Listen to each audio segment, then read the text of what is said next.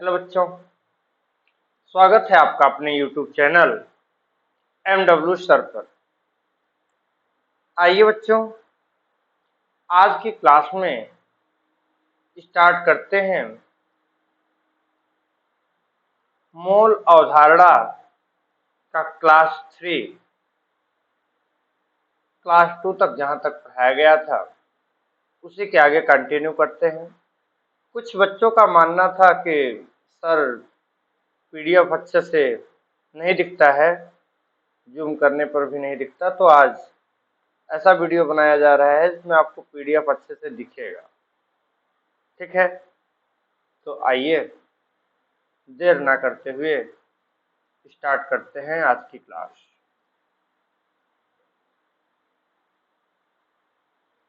तो देखिए, आज की क्लास का पहला टॉपिक है रासायनिक संयोग के नियम। रासायनिक संयोग के नियम,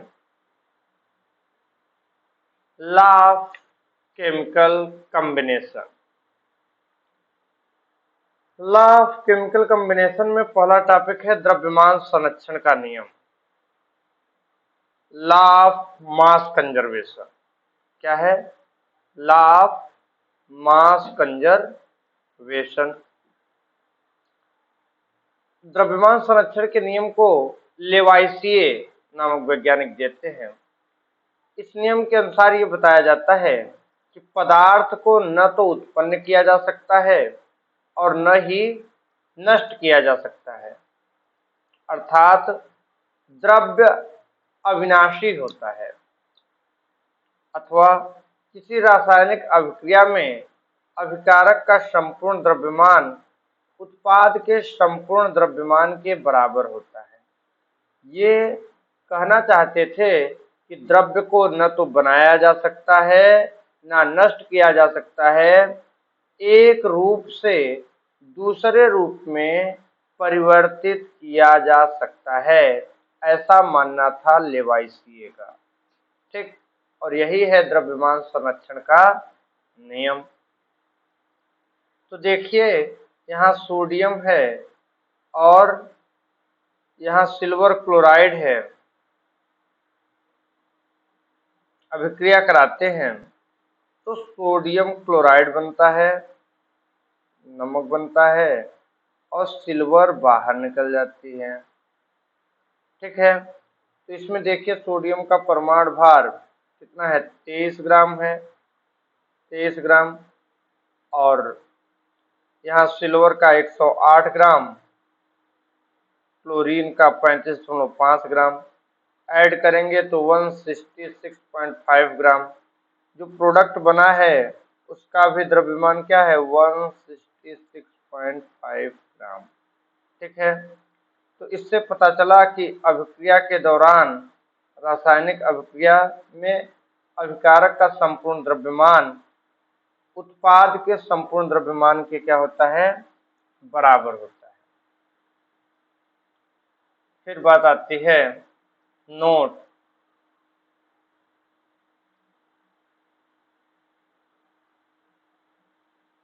देखिए, एक वैज्ञानिक हैं एल्बर्ट आइंस्टीन।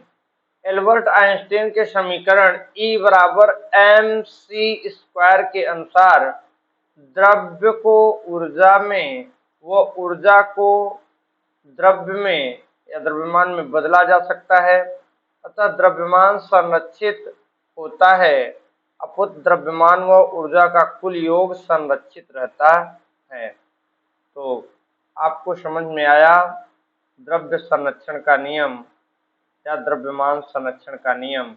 इसमें यही बताया जाता है कि द्रव्य को न तो बनाया जा सकता है न नष्ट किया जा सकता है, एक रूप से दूसरे रूप में परिवर्तित किया जा सकता है। दूसरा है स्थिर अनुपात का नियम। स्थिर अनुपात के नियम को प्राउस्ट देते हैं। इन्होंने बताया कि किसी भी अणुओं के बीच जो स्थिरता है वो क्या होती है? निश्चित होती है। इस नियम के अनुसार किसी यौगिक को चाहे किसी भी स्रोत या किसी भी विधि से प्राप्त किया जाए, परंतु उसमें उपस्थित तत्वों का एक निश्चित स्थिर भारात्मक अनुपात होता है। प्राउस्ट कहते हैं कि चाहे जल को नदी से, नल से, कुएं से, वर्षा से, समुद्र से, नाले से या किसी भी विधि से प्राप्त किया जाए, उसका फार्मूला क्या होता है? H2O। तो हाइड्रोजन व ऑक्सीजन का भार अनुपात सदैव सदैव क्या होता है? 1:8 होता है, 1:8 होता है। यह है स्थिर अनुपात का नियम कि किसी भी यौगिक को किसी भी स्रोत या विधि से प्राप्त करें, उसमें उपस्थितों का एक निश्चित भारात्मक अनुपात होगा। फिर तीसरा नियम है गुणित अनुपात का नियम, मल्टीपल प्रोपोर्शन। वो कांस्टेंट प्रोपोर्शन था, ये मल्टीपल प्रोपोर्शन है। गुणित अनुपात का नियम डाल्टन देते हैं। डाल्टन ने कहा इस नियम के अनुसार जब दो तत्व आपस में संयोग करके दो या दो से अधिक प्रकार के यौगिक बनाते हैं, तो उसमें एक तत्व के विभिन्न द्रव्यमान दूसरे तत्व के एक निश्चित द्रव्यमान से संयोग करते हैं, आपस में सरल गुणित अनुपात में होते हैं। जैसे कार्बन ऑक्सीजन, कार्बन मोनोऑक्साइड में कार्बन ऑक्सीजन का अनुपात, कार्बन का परमाणु भार 12, ऑक्सीजन का 16:12:16। कार्बन डाइऑक्साइड में कार्बन और ऑक्सीजन का अनुपात 12:32, क्योंकि यहाँ 2 ऑक्सीजन है, 32। सल्फर डाइऑक्साइड में 32:32, सल्फर ट्राइऑक्साइड में 32:48। कट भी कर सकते हैं, जैसे ये मान लीजिए 32:48 है, इससे कट करना है तो क्या करेंगे? 16 दूना 32, 16 48, 2:3 का भी अनुपात मान सकते हैं। ठीक है। नोट, डाल्टन ने परमाणु की खोज भी की थी, परमाणु की खोज डाल्टन किए हैं, इसके बारे में पता है। चौथा है व्युत्क्रम अनुपात या तुल्य अनुपात का नियम, उसे कहते हैं रेसिप्रोकल प्रोपोर्शन। रीचर नामक वैज्ञानिक दिए थे। इस नियम के अनुसार जिस भारानुपात में दो तत्व अलग अलग किसी तीसरे तत्व से संयोग करते हैं, उसी अनुपात या उसके गुणित अनुपात में वे आपस में भी संयोग करते हैं। जैसे सोडियम है, क्लोरीन है, हाइड्रोजन है, सोडियम क्लोराइड, सोडियम हाइड्राइड,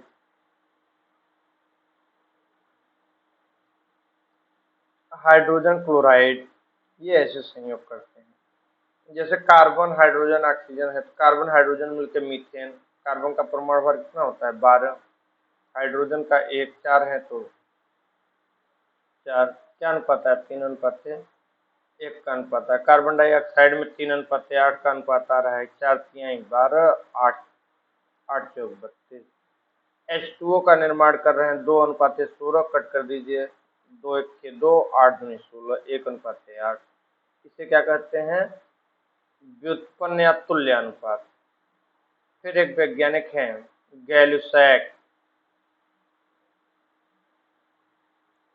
गैलुसैक का नियम। इस नियम के अनुसार स्थिर ताप तथा दाब पर किसी गैसीय अभिक्रिया में अभिकारकों व उत्पादों के आयतन सरल अनुपात में होते हैं। जैसे हाइड्रोजन और क्लोरीन मिलकर हाइड्रोजन क्लोराइड बना रहे हैं। यहाँ हाइड्रोजन का 1 मोल लगा है, H2 + Cl2 2HCl बना रहा है। 1 मोल हाइड्रोजन 1 मोल क्लोरीन अभिक्रिया करके 2 मोल हाइड्रोक्लोरिक अम्ल बनाते हैं। एक आयतन इसका है हाइड्रोजन का, एक आयतन इसका मिलके 2 आयतन। तो आप ये समझ सकते हैं कि ये जो अनुपात प्राप्त हो रहा है हाइड्रोजन क्लोरीन और HCl का 1:1:2 का अनुपात प्राप्त हो रहा है। ठीक है, आइए आगे बात करते हैं एवोगाद्रो का नियम। एवोगाद्रो का नियम, इस नियम के अनुसार एसटीपी पर, एसटीपी का फुल फॉर्म होता है स्टैंडर्ड टेम्परेचर एंड प्रेशर, समान ताप और दाब पर गैसों के समान आयतन में अणुओं की संख्या समान होती है। ये अणुओं की जो संख्या होती है वो एवोगाद्रो संख्या होती है, इसलिए इसे एवोगाद्रो नंबर कहते हैं। एवोगाद्रो संख्या को Na से प्रदर्शित करते हैं। Na की वैल्यू 6.022 इंटू 10⁻23 होती है। देखने की बात है, यहाँ हाइड्रोजन क्लोरीन अभिक्रिया करके 2HCl बना रहे हैं। एक एक आयतन में यहाँ n अणु लगे हैं, n अणु लगे हैं, तो HCl के 2 अणु प्राप्त हुए हैं। ठीक है, तो आइए अब बात करते हैं डाल्टन के परमाणु सिद्धांत की। किसकी बात करते हैं? डाल्टन के परमाणु सिद्धांत की।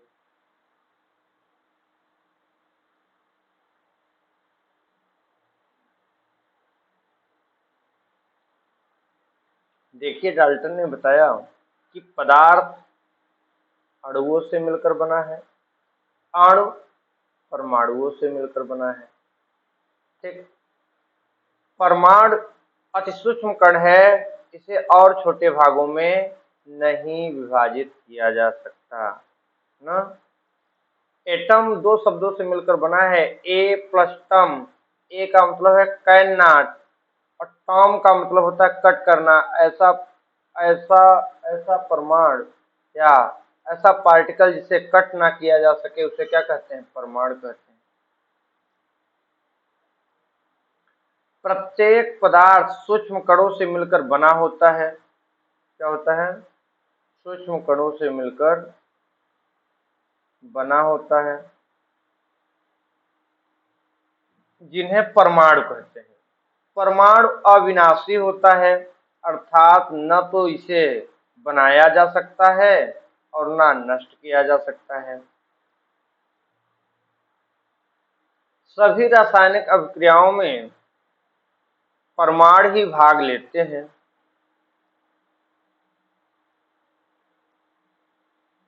एक तत्व के सभी परमाणु गुणों में समान होते हैं।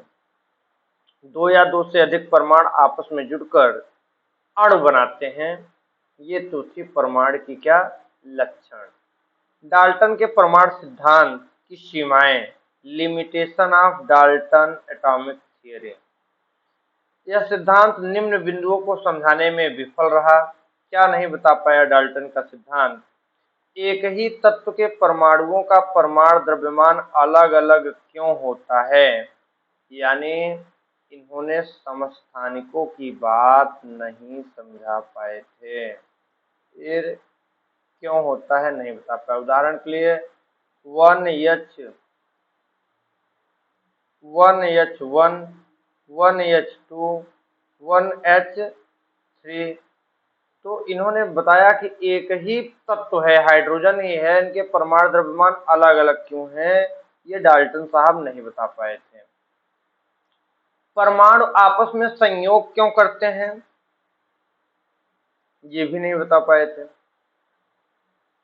भिन्न भिन्न तत्वों के परमाणु गुणों में, भिन्न भिन्न तत्वों के परमाणु गुणों में भिन्न भिन्न क्यों होते हैं, अलग अलग तत्व के परमाणु अलग अलग गुण क्यों दर्शाते हैं, ये नहीं बता पाए थे।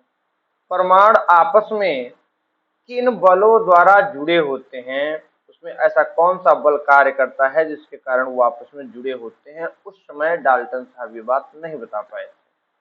परमाणु स्वतंत्र अवस्था में क्यों नहीं रह सकते, इसके बारे में भी नहीं बता पाए थे, इसे बताने में विफल रहे। लेकिन बाद में डाल्टन के परमाणु सिद्धांत में संशोधन होता है, और संशोधन तब होता है क्योंकि डाल्टन का परमाणु सिद्धांत 1803 के रेंज में आया। उस समय इलेक्ट्रॉन प्रोटॉन न्यूट्रॉन की खोज नहीं हुई थी। जब इलेक्ट्रॉन प्रोटॉन न्यूट्रॉन की खोज हो गई, उसके बाद इनके नियम में क्या हुआ? संशोधन हुआ। तो डाल्टन के परमाणु सिद्धांत में संशोधन। इलेक्ट्रॉन, प्रोटॉन, न्यूट्रॉन की खोज के बाद डाल्टन के परमाणु सिद्धांत में निम्न संशोधन किए गए। पहले डाल्टन साहब मानते थे कि परमाणु अविभाज्य है, इसे विभाजित नहीं किया जा सकता। लेकिन जब इलेक्ट्रॉन, प्रोटॉन, न्यूट्रॉन की खोज हो गई तो पता चला कि अविभाज्य नहीं है, बल्कि कोई परमाणु इलेक्ट्रॉन, प्रोटॉन, न्यूट्रॉन या अन्य कण भी पाए जाते हैं जिसमें वो टूट सकता है। ठीक, ये संशोधन हुए कि वो अविभाज्य नहीं है बल्कि विभाज्य।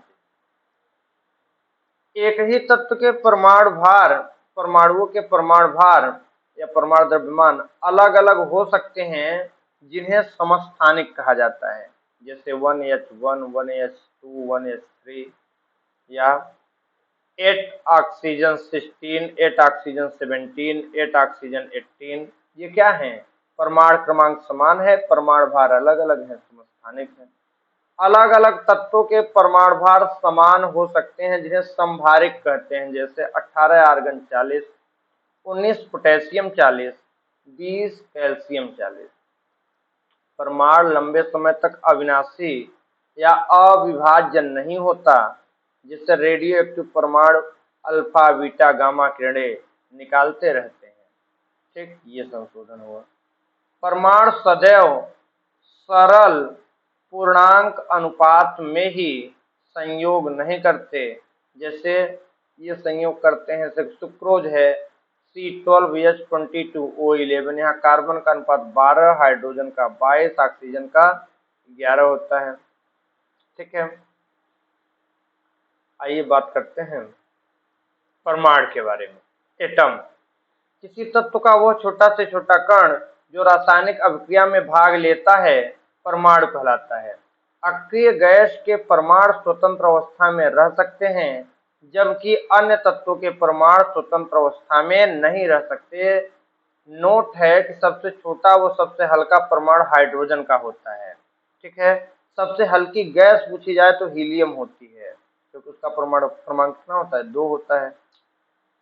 परमाणु भार या परमाणु द्रव्यमान, एटॉमिक मास या एटॉमिक वेट। किसी तत्व का परमाणु द्रव्यमान वह संख्या है जो यह दर्शाती है कि उस तत्व का एक परमाणु कार्बन 12 के एक परमाणु के 1/12वें भाग से कितने गुना भारी है। समझ आ रहा है? परमाणु द्रव्यमान का मात्रक AMU होता है। AMU का फुल फॉर्म होता है एटॉमिक मास यूनिट। क्या होता है? Atomic mass unit. देखिए, हाइड्रोजन का परमाणु भार या परमाणु द्रव्यमान 1 होता है, हीलियम का 4 होता है, कार्बन का 12 होता है, नाइट्रोजन का 14 होता है, ऑक्सीजन का 16 होता है, नियान का 20 होता है, सोडियम का 23, मैग्नीशियम का 24, एल्युमिनियम का 27, फास्फोरस का 31, सल्फर का 32, क्लोरीन का 35.5, पोटेशियम का 49, आर्गन का 40, कैल्शियम का 40, आयरन का 56 ना। ये होते हैं परमाणु द्रव्यमान। आइए बात करते हैं परमाणु भार की। किसी तत्व के परमाणु भार को यदि ग्राम में व्यक्त किया जाए तो उसे ग्राम परमाणु भार कहते हैं। नाइट्रोजन का परमाणु भार 14 ना, तो नाइट्रोजन का परमाणु द्रव्यमान कितना होगा? परमाणु भार कितना होगा? 14 होगा, 14 ग्राम होगा, उसे ग्राम भार कहते हैं। ठीक है, आइए बात करते हैं अणु। यदि किसी पदार्थ का वह छोटे से छोटा कण होता है जो स्वतंत्र अवस्था में रह सकता है तथा जिससे पदार्थ के सभी गुण होते हैं। अणु 2 या 2 से अधिक परमाणुओं से मिलकर बना होता है। जैसे हाइड्रोजन परमाणु है तो 2 हाइड्रोजन परमाणु मिल गए तो H2 अणु बन गया। जैसे नाइट्रोजन परमाणु है, 2 नाइट्रोजन मिल गए तो N2 अणु बन गया। अणुओं के प्रकार मुख्य रूप से 2 प्रकार के होते हैं, समपरमाणु और विषम परमाणु। अगर एक ही प्रकार के अणु हैं तो उसे क्या कहेंगे? समपरमाणु, होमो एटॉमिक मॉलिक्यूल। एक ही तत्व के परमाणु, इसमें एक ही तत्व के परमाणु होते हैं, जैसे एक परमाणु हीलियम, नियान, आर्गन। द्विपरमाणु जैसे H2, N2, O2। त्रिपरमाणु जैसे O3। ठीक है, अब विषम परमाणु इसमें अलग अलग तत्वों के परमाणु होते हैं, जैसे HCl, H2, NH3। अणुभार, आणविक द्रव्यमान, मोलिकुलर वेट।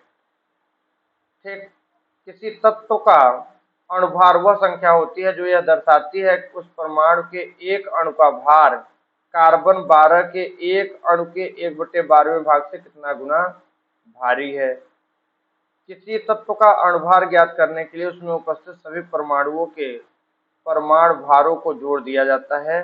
जैसे HCl का लिखना है तो 1 + 35.5 को योग कर देंगे 36.5। NH3 का नाइट्रोजन हाइड्रोजन का एक होता है, 3 हाइड्रोजन है तो 3 × 1 कितना हो जाएगा 14 3 17। सोडियम हाइड्रोक्साइड की बात करें तो सोडियम का 23, ऑक्सीजन का 16, हाइड्रोजन का 1, 23 16 39 39 41। H2O का 2 × 1 2 और प्लस 16 कितना हो गया 18 AMU। ठीक, H2SO4 का ऐसे 98, ऐसे सोडियम कार्बोनेट का 106। ठीक है, यहाँ तत्व हैं उनके भार लिखे गए हैं, आप एक बार रीडिंग कर लीजिएगा। ठीक है, ग्राम अणुभार, जब किसी पदार्थ के अणुभार को ग्राम में व्यक्त किया जाता है तो उसे ग्राम अणुभार कहते हैं। NH3 का अणुभार से 17 AMU, NH3 का ग्राम अणुभार 17 ग्राम। किसी तत्व के 6.022 × 10⁻23 परमाणुओं का ग्राम में भार ग्राम परमाणु भार कहलाता है। किसी पदार्थ के 6.022 × 10⁻23 अणुओं का ग्राम में भार ग्राम अणुभार है। ठीक, आयनिक यौगिकों जैसे NaCl, कैल्शियम ऑक्साइड आदि के अणुभार को अणुभार न कहकर सूत्रभार कहा जाता है क्योंकि इनमें अणु न होकर आयन होते हैं। इसी प्रकार है तुल्यांकी भार। किसी तत्व का तुल्यांकी भार उसके द्रव्यमान भागों की वह संख्या होती है जो हाइड्रोजन के 1.008 व ऑक्सीजन के 8 तथा क्लोरीन के 35.5 द्रव्यमान भागों से संयुक्त होती है, इसके द्वारा विस्थापित होती है। तुल्यांकी भार बराबर होता है परमाणु भार या अणुभार बट्टे में n। n है बैलेंसिंग फैक्टर, क्या है बैलेंसिंग फैक्टर, जहाँ n परमाणु की संयोजकता है। ठीक है, इससे बैलेंसिंग फैक्टर कहते हैं। ठीक है, तो आज की कहानी यही समाप्त करते हैं। आपसे कल मिलेंगे, सारे लेक्चर लेके 1 शॉर्ट वीडियो कराएंगे। ठीक है, तो आज की कहानी यही समाप्त होती है। धन्यवाद। मोल अवधारणा, मोल कंसेप्ट कल की क्लास में कराया जाएगा। आज की क्लास यहीं तक, धन्यवाद।